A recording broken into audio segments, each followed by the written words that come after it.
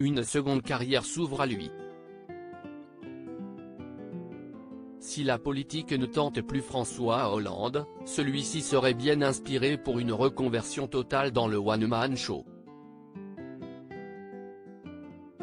Le mari de Julie Gaillet a toujours une plaisanterie en stock quand il s'agit de prendre la parole publiquement, et il semble adorer susciter les rires du public.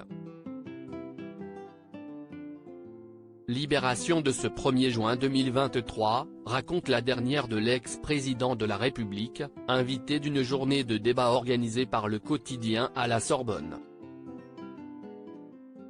Cette fois, il s'en est pris à François Ruffin, député insoumis.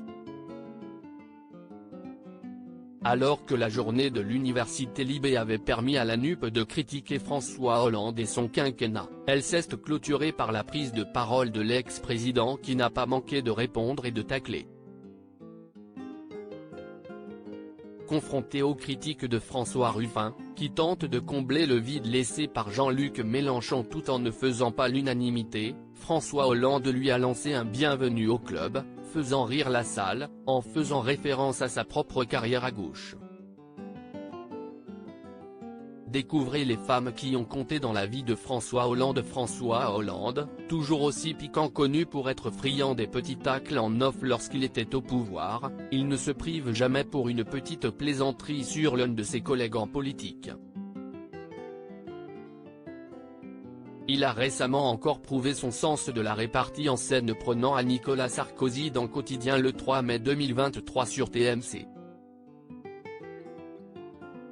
On est souvent mieux regardé quand on est plus aux responsabilités.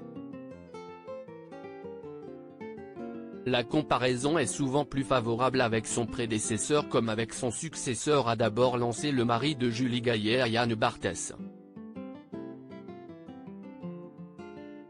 François Hollande raconte ne pas se fier à la popularité que l'on regagne automatiquement lorsque l'on quitte la fonction de président de la République.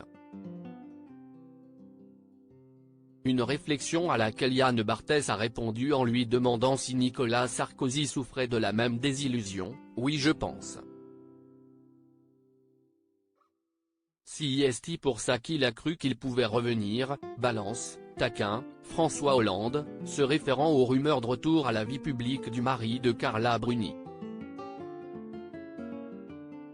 Crédit photo: Jean-Marc Lemaire.